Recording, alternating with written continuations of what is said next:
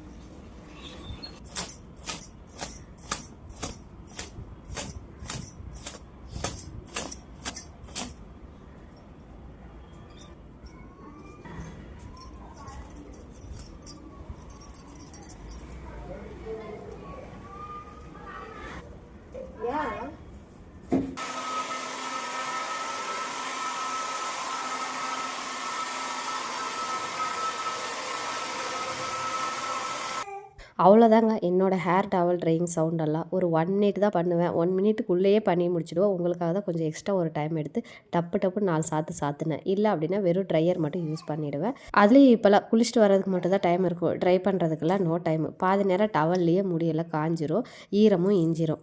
நேற்று ஃப்ரைடே குளிக்க கூட இல்லை, அப்படியே தான் இருந்தேன். இன்றைக்கி சாட்டர்டே வந்து ஆஞ்சநேயர் கோயிலுக்கு கொஞ்சமாக என்னால் முடிஞ்ச ஒரு பிரசாதம் செஞ்சு கொடுக்கலாமேன்னு தோணுச்சு. இது வந்து ரெகுலராலாம் கிடையாது. நேற்றுக்கு ஃபுல்லாக ஏதோ மனசே கஷ்டமாக இருக்கிற மாதிரி இருந்துச்சு. நிறைய ஷார்ட்ஸ் எல்லாம் பார்த்துட்டு இருந்ததில் சரி சாட்டர்டே அதுவுமா கொடுத்தோம் அப்படின்னா கொஞ்சம் ரிலாக்ஸாக இருக்கும். ஏன்னா ஒரு பெரிய கேப் ஆகிடுச்சு. இதெல்லாம் ரெகுலராக பண்ணது தான் சொல்லப்போனால் ஒரு 2 இயர்ஸ் பேக்.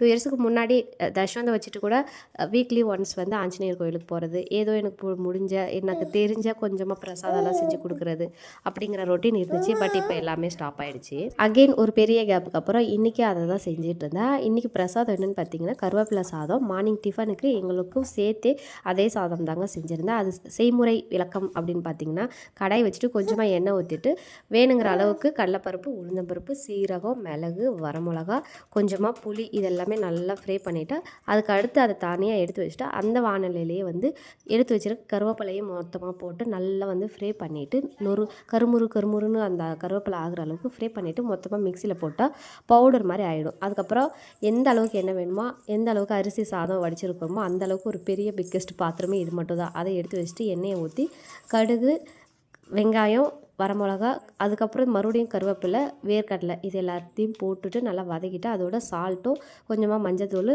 பவுட்ரு பண்ணி வச்சுருக்கிற இந்த கருவேப்பிலை பொடி இது எல்லாத்தையுமே போட்டு நல்லா வந்து ஃப்ரை பண்ணி எடுத்துட்டோன்னா முடிஞ்சிச்சு. அதோட சாப்பாடு போட்டு கிளறிடலாம். இப்போது நிறைய இடத்துல பிரசாதம் வாங்கி சாப்பிட்றப்போ பிரசாதம் அன்னதானங்கிறதுல கிடைக்கிறதுக்கு வந்து கொடுத்து வச்சுருக்கணும். இருந்தாலும் சம்டைம்ஸ் தோணும் இல்லையா, இதோட கொஞ்சமாக சட்னியோ இல்லை ஆனியன் ரைத்தாவோ கொடுத்துருந்தா நல்லாயிருக்கும் அப்படின்னு. அந்த மாதிரி தானே எல்லாருக்கும் தோணும். எல்லாருக்கும் இல்லைனாலும் கொஞ்சம் பேருக்கு தோணலாம் இல்லையா. அதுக்காகவே வேர்க்கடலை தேங்காய் வச்சுட்டு ஒரு துவையல் மாதிரி பண்ணியிருந்தேன். எங்களுக்கும் அதே தான் டிஃபனுக்கு, பசங்களுக்கு இட்லிக்கு அதையே சட்னியாக கன்வெர்ட் பண்ணி கொடுத்துட்டேன். எப்போயும் வந்து 5, 7 இந்த மாதிரி தான் கொடுப்பேன். அதே போல் தான் இன்றைக்கும் 5 பாக்ஸ் தாங்க எடுத்து வச்சுருக்கேன். காலையில் டிஃபனுக்கு எப்படி ஒரு அரைக்க பறக்க கொஞ்சமாக சாப்பிடுவோம் அந்த அளவுக்கு எனக்கு முடிஞ்ச வரைக்கும் எடுத்து வச்சிருக்கிறேன். ஓகேங்களா, அந்த மாதிரி பாக்ஸ் எல்லாம் பேக் பண்ணி வச்சுட்டு ஆஞ்சநேயருக்கு ஒரு வெத்தலை மாலையும் கட்ட வேண்டியிருந்துச்சு. அதையுமே கட்டி வச்சுட்டு அதுக்கப்புறம் தான் வீட்டிலேயே விளக்கேற்றி சாமி கும்பிட்டேன். இப்போ இதெல்லாமே வந்து எதுக்காக செய்கிறேன் அப்படின்னா மனசு ரொம்ப கஷ்டமாக இருக்கிறப்போ யார்கிட்டடா சொல்கிறது, முருகப்பா கிட்ட சொல்லலாம், அவருக்கு விளக்கேற்றுவேன், யூனிவர்ஸ்க்கு எல்லாருக்குமே தேங்க்யூ சொல்லுவேன், அப்போ கொஞ்சம் ரிலாக்ஸ் ஆவேன். இருந்தாலும் அதெல்லாம் தாண்டி எப்போயாவது மனசு ரொம்ப கஷ்டமாக இருந்தது அப்படின்னா இந்த மாதிரி ஆஞ்சநேயருக்கு ஒரு 3 வாரம் 5 வாரத்துக்கு வந்து வெத்தலை மாலை வந்து சாத்துவேன். அந்த மாதிரி தான் இன்றைக்கும் பண்ணியிருந்தேன். முதல் வாரம் தான் இன்றைக்கி ஸ்டார்ட் பண்ணியிருக்கேன். ஆனால் நான் போகலை. பையனை ஆல்ரெடி மார்னிங்கே அத்தைக்கிட்ட 1 ஹவர் கொடுத்துட்டேன். திரும்பவும் இந்த காற்றுலேயும் சாரல்லையும் வெளியில் எடுத்துகிட்டு போக வேணான்னு நானும் விபினும் வீட்டிலேயே இருந்துட்டோம். மாலை கட்டிட்டு பிரசாதம் பாக்ஸ்லலாம் போட்டு அன்னதானத்துக்கு கொடுத்துட்டு நான் விபினை வச்சுட்டு வீட்டில் தான் இருந்தேன். எனக்கு வீட்டில் விளக்கு ஏற்றினதும் இந்த ஏற்பாடுகளெல்லாம் பண்ணி கொடுத்ததே மனசு கொஞ்சம் ரிலாக்ஸாக இருந்தது. நேற்று நைட்டெல்லாம் அவ்வளோ ஒரு பாரமாக இருந்தது, என்னடா பண்ணுறது எப்படி பண்ணுறது அப்படின்னு. இருந்தாலும் இன்றைக்கி மார்னிங் இந்த மாதிரியான ஒரு வேலைகள் செய்கிறப்போ கொஞ்சம் மனசும் லேசாக இருந்தது. அதோட பையனையும் கையோட குளிக்க வச்சு அவனையும் கூட கூட்டிகிட்டு போயிட்டாங்க. அது எனக்கு இன்னும் கொஞ்சம் ரிலாக்ஸாக இருந்தது. ஏன்னா தஷ்வந்தை சமாளிக்கிறதுக்கு எக்ஸ்ட்ரா ஒரு பவர் வேணும். விபியை சமாளிக்கிறதுக்கே எனக்கு இப்போ பவர் பத்துறதில்ல. அதே போல் எந்த சாமியும் கம்பல்சரி பட்னியாக தான் என்னை வந்து வணங்கணும் வழிபடணும்னு சொன்னது கிடையாது. அது எதுனாலன்னு தெரியல. ஆனால் ஏதோ எங்களுக்காக சொன்ன மாதிரி தான் இருக்கும். ஏன்னா மேக்ஸிமம் டைம் வந்து சாப்பிடாம பூஜைகள் பண்ணிடுவோம். இருந்தாலும் இன்றைக்கி வந்து ரொம்ப பசியாயிடுச்சு. சரின்னு பூஜை வீட்டில் விளக்கேற்றி முடிச்சோன்னே அப்படியே சாப்பிட ஆரம்பிச்சிட்டேன். அவங்களும் ரெஃப்ரெஷ் பண்ணிவிட்டு வந்து அவங்க 2 பேரும் சாப்பிட்டுட்டு அதுக்கப்புறம் தான் கோயிலுக்கு அன்னதான பாக்ஸையும் இந்த வெத்தலை மாலையும் எடுத்துகிட்டு கிளம்புனாங்க. அவங்க கிளம்புன கையோட கொஞ்சம் நேரம் உட்காந்து ரிலாக்ஸாக டைரியெல்லாம் நோட் பண்ணி வச்சுட்டு இன்றைக்கான ஒர்க்குங்களை அடுத்ததாக வேறு என்ன, இவ்வளோ வேலைகள் நடந்தால் கண்டிப்பாக சிங்கில் பாத்திரங்கள் நிறைஞ்சி வலிஞ்சிருக்கும். அதெல்லாம் கழுவி போட்டு அகெயின் வீடை இன்னொரு ரீஅரேஞ்ச் பண்ணிவிட்டு ஆஃப்டர்நூன் லஞ்சுக்கு சமைக்க ஆரம்பிச்சிட்டேன். இன்றைக்கி ஆஃப்டர்நூன் லஞ்சு பெருசாலாம் எதுவும் சமைக்கலை, அப்படியே சிம்பிளாகவே முடிச்சாச்சு. அவ்வளோதாங்க. இந்த விலாக் உங்களுக்கு பிடிச்சிருந்துச்சுன்னா லைக் பண்ணுங்கள், சேனலை மறக்காமல் சப்ஸ்கிரைப் பண்ணுங்கள். இன்னும் நெக்ஸ்ட் விலாக் வர வரைக்கும் எனக்காக கொஞ்சம் வெயிட் பண்ணுங்கள். Tata bye bye.